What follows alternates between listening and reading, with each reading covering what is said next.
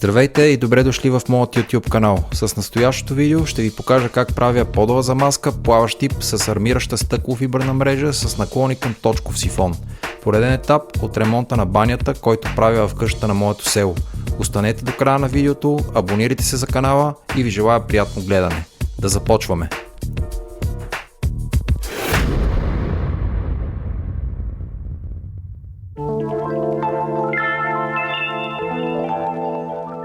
Първото нещо, което правя е да подготвя основата. Почиствам добре с прахосмокачката, за да няма никакъв прах, след което грундирам обилно с дълбоко проникващ грунт.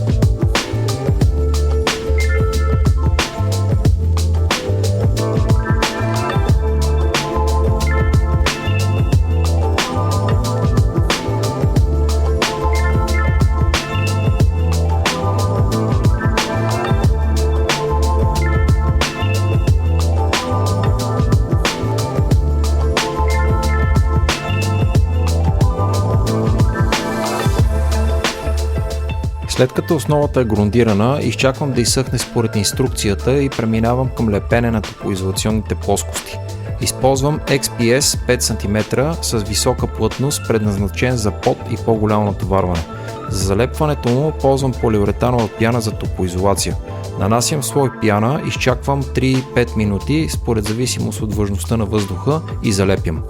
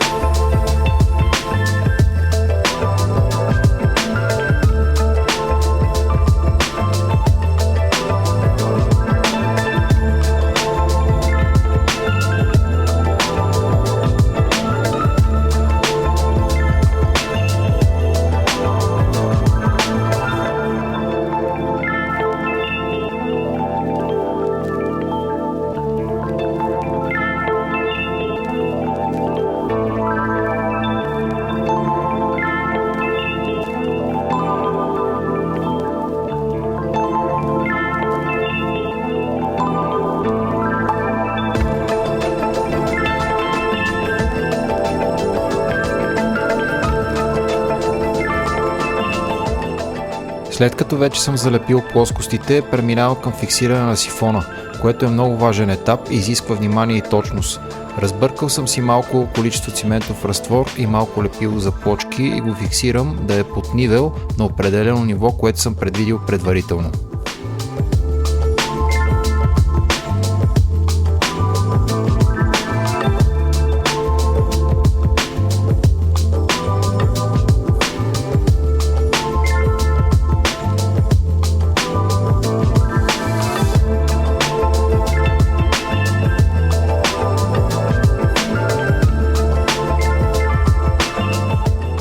А тук става ясно, че разтвора не ми е достатъчен и се налага да си разбъркам още.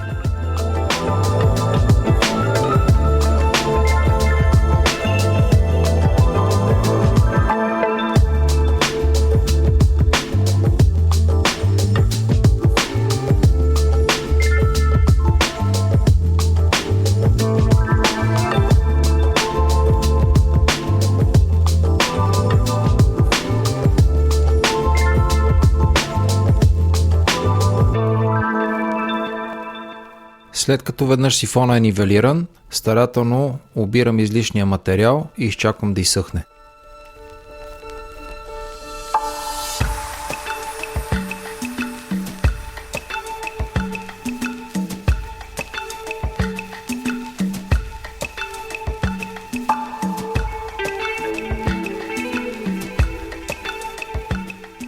Проверявам още веднъж дали всичко е точно, да не би нещо да е мръднало докато съм обирал материала. И ето, виждате и крайният резултат. А на колената от полипропиленовите тръби на водопровода нанасям слой полиуретанова пяна, за да не са оголени. Коляното, което посочих, последствие също запених.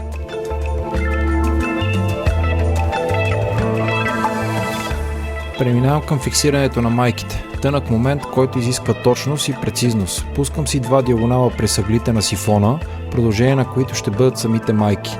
Наклона, който съм предвидил, ще бъде 1,5 см, а за монтажа на майките ползвам клипсове за майки и някаква моя измишлотина за фиксирането им в XPS-а, а именно дюбели за топлоизолация, които рязах, в които набивам стандартен дюбел и в него винт. Стана доста добре, бих казал.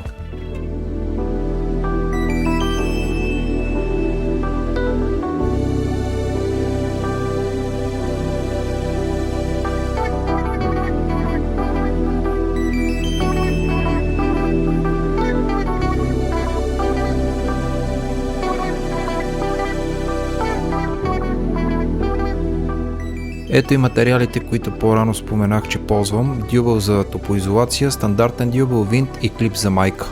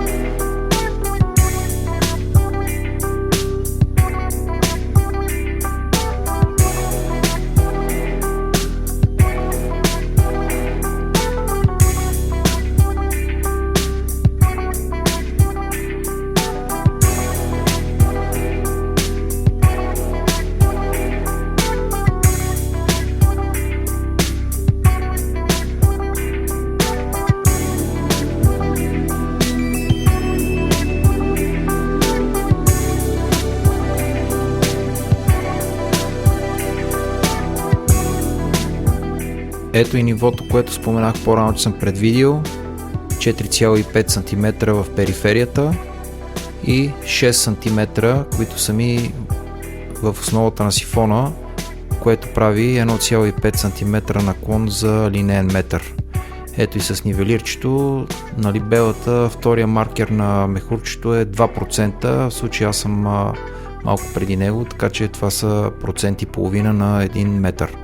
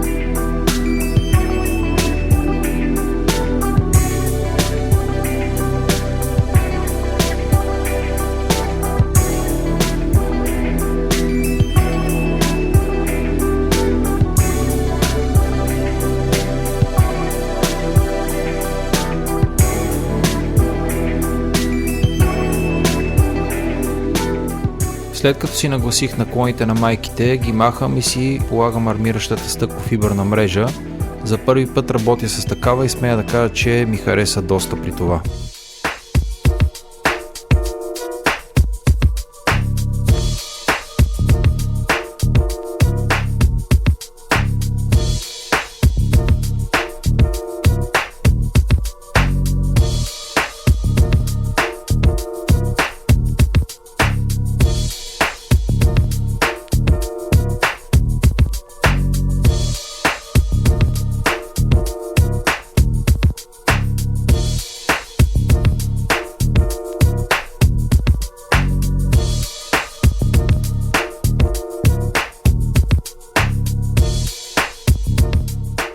След като си разкорих мрежата, си слагам майките отново на вече предвидените им места с точния наклон.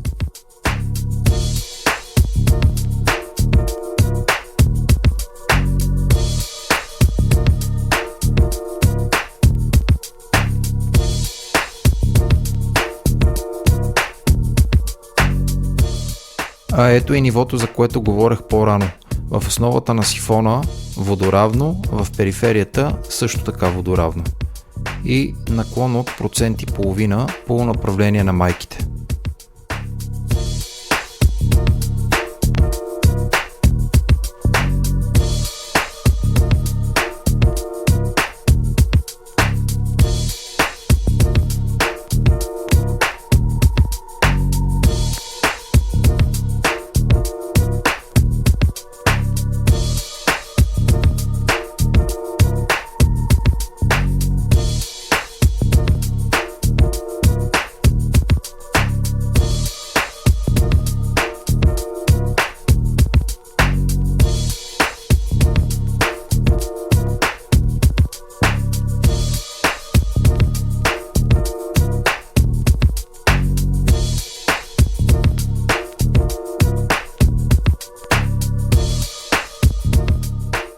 След което си подмазвам с замазка, а под нея шпаклон с малко лепило за плочки, въпреки че не съм сигурен колко би държало то на този гладък XPS. Виждал съм, че го награпавяват, за да хване по-добре лепилото. На мен ми е важно да не ми потъват майките, докато водя мастара, докато полагам замазката.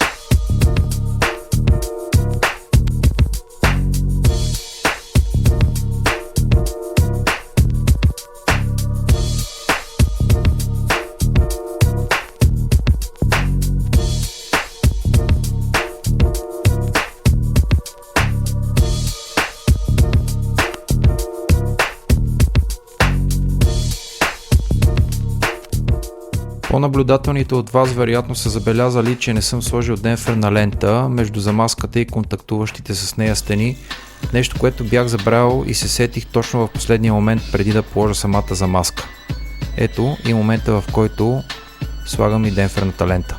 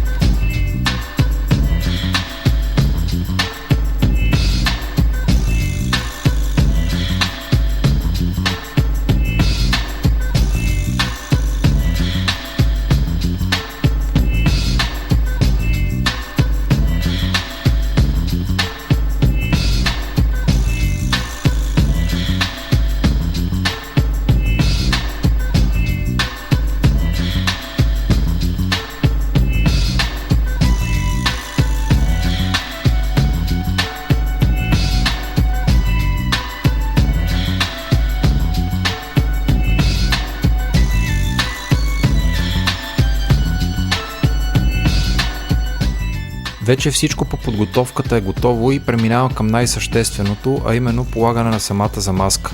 Работя с замазка на фирмата RealFix, бързо съхнеща замазка в консистенция земно-влажна. Ползвам 3-4 мастара, 2 дървени предашки от дядо ми и няколко летви, които ползвах като мини мастарчета в зоната около сифона.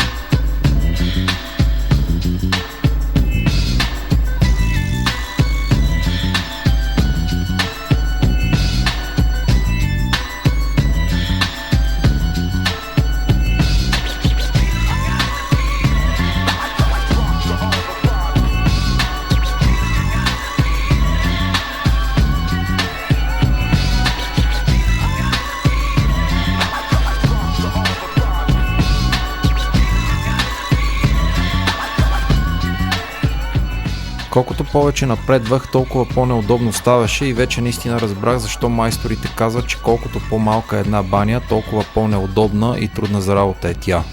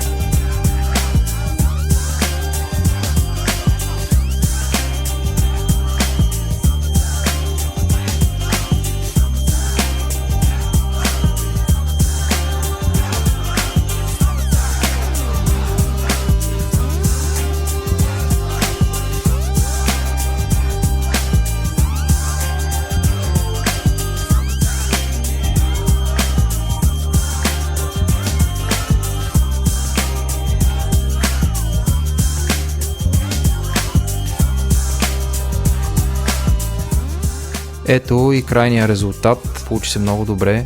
Видеото към своя край. Благодаря ви за вниманието. Абонирайте се за канала, за да получавате известия за следващите видеа. Предстои подово отопление и всички подробности около монтажа му. Гарантирам, ще бъде интересно. До нови срещи!